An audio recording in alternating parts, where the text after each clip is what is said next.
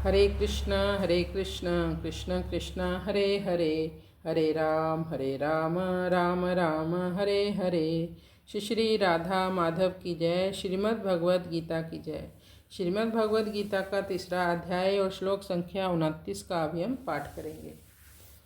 प्रकृते गुण सम्मूढ़ा सज्जन्ते गुण कर्मसु तान कृत्सन विदो मंदान कृत्सन विन विचालयेत।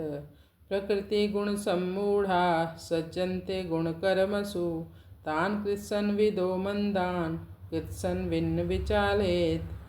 जो मूढ़ व्यक्ति होते हैं वो प्रकृति के हाथ में खिलौने के समान हैं। जैसे बटन दबाया पंखा चल पड़ा, बटन दबाया लाइट जल गई। वैसे ही उस व्यक्ति की तरफ किसी ने अगर तिरछी नज़र से देख भी लिया, मानो उसका क्रोध का बटन दब गया, वो एकदम से क्रोधित हो जाता है। और किसी ने उसे अच्छी बात बोल दी, उसकी कोई प्रशंसा कर दी तो एकदम से खुश हो जाता है।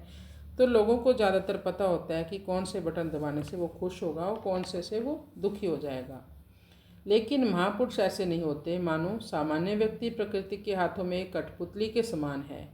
प्रकृति गुण सम्मूढ़ा, प्रकृति गुण सम्मूढ़ा, सम्मोहित है वो पूरी तरह से। जैसे एक बच्चा है, उसे नहीं पता कि चाकू उठाने से क्या नुकसान हो सकता है, आग में हाथ डालने से क्या नुकसान हो सकता है, लेकिन उसकी माँ है ना, उसे रोक देती है।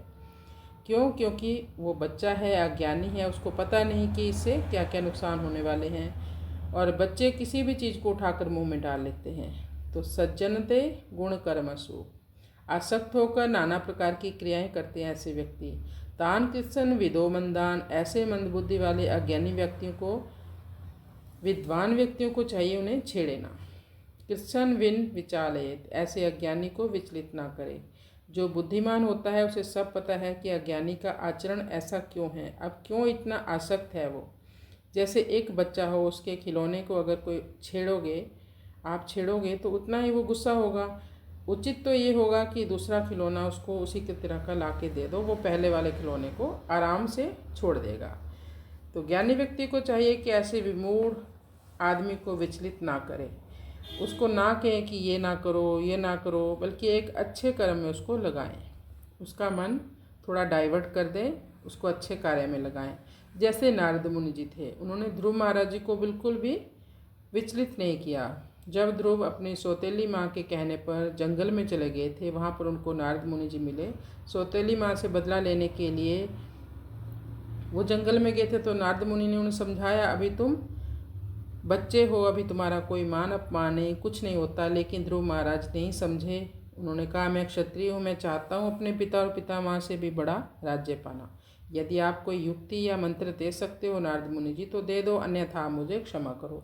नारद मुनि जान गए कि ये ध्रुव सकाम भक्त है, इसकी कामनाएं प्रबल हैं।